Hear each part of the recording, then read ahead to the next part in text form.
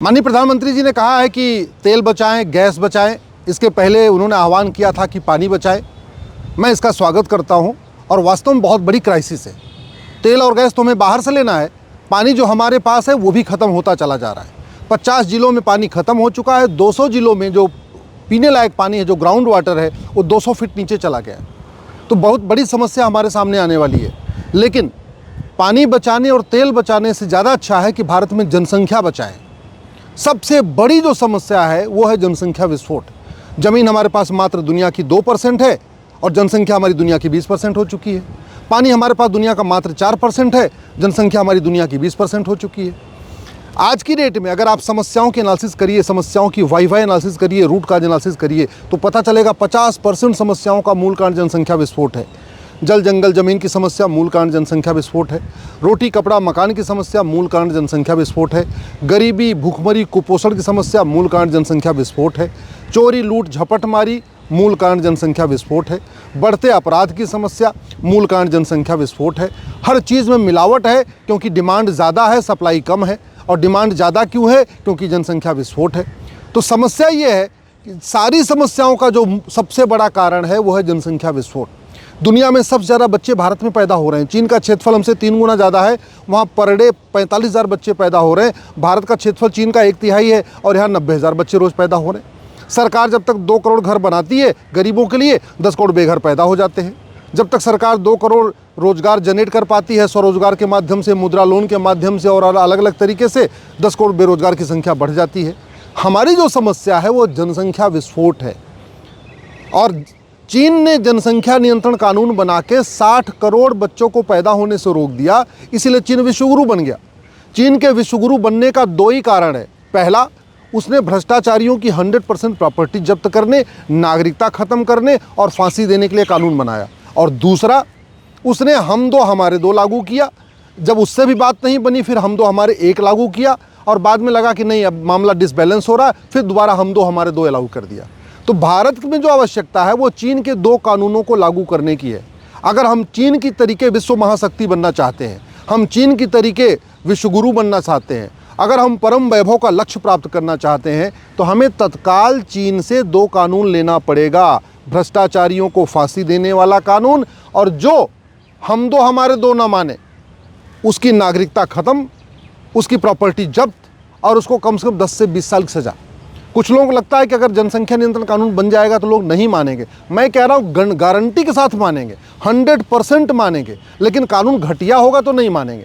जनसंख्या नियंत्रण कानून तभी सफल होगा जब इसमें हम दो हमारे दो न मानने वालों की 100% प्रॉपर्टी जब्त करने, उनकी सिटीजनशिप खत्म करने और कम से कम उनको 10 से 20 साल की सज़ा देने का प्रावधान होगा। 100% सब मानेंगे। और अगर अभी भी हमने इसको बना दिया तो आने वाले समय में तेल की समस्या भी नहीं आएगी, गैस की समस्या भी नहीं आएगी, पानी की समस्या भी नहीं आएगी। जो जंगल कटते जा रहे हैं, जंगल भी हमारे बच जाएंगे। अभी तो आने वाले टाइम में पोल्यूशन बहुत तेज़ी से बढ़ने वाला। भारत में 10 तरीके का पोल्यूशन है। Air pollution, water pollution, noise pollution, land pollution, plastic pollution, thermal pollution, electromagnetic pollution, visual pollution. ये 10 तरीके के पोल्यूशन से साल में 10 लाख लोगों की अकाल मौत हो रही है। और ये जो 10 लाख लोगों की अकाल मौत हो रही है पोल्यूशन के कारण, उसका मूल कारण है जनसंख्या विस्फोट। साल में 2 लाख लोग रोड एक्सीडेंट में मर रहे हैं और रोड एक्सीडेंट का मूल कारण है सड़क पे भीड़ बढ़ती जा रही है। 2 लेन की सड़क बनती है, 4 लेन का ट्रैफिक आ जाता है।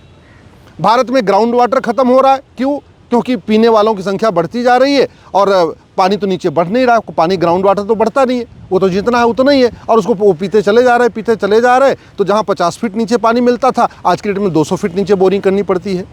भारत में मिलावटखोरी बढ़ गई है। हालत ये है कि दवा और दारू तो छोड़िए, तेल, मसाला, घी, दूध, दही, मक्खन, सब कुछ मिलावटी है।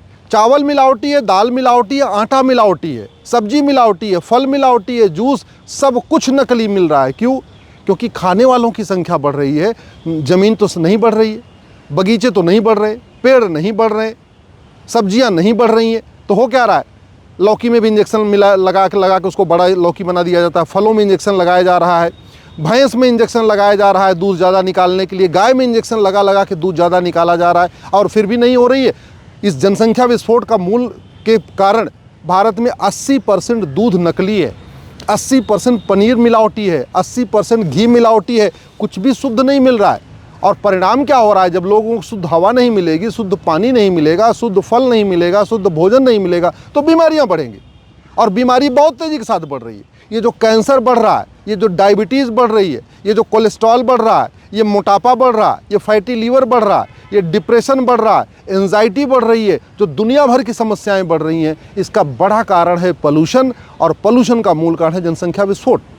तो अगर देश को बचाना है, हमें आगे तरक्की करना है, भारत को विश्वगुरु बनना है, भारत को विश्व महाशक्ति बनना है, परम वैभव का लक्ष्य प्राप्त करना है, तो सरकार को तत्काल चीन जैसा कठोर जनसंख्या नियंत्रण कानून बनाना चाहिए और चीन जैसा कठोर भ्रष्टाचार नियंत्रण कानून बनाना चाहिए। ये अगर हमने नहीं किया तो न पानी बचेगा, न हवा बचेगी, न अपराध कम होगा, न भ्रष्टाचार कम होगा, न मिलावटखोरी कम होगी, कुछ भी कम नहीं होगा अगर हमने जनसंख्या और भ्रष्टाचार के खिलाफ कठोर कानून नहीं बनाया।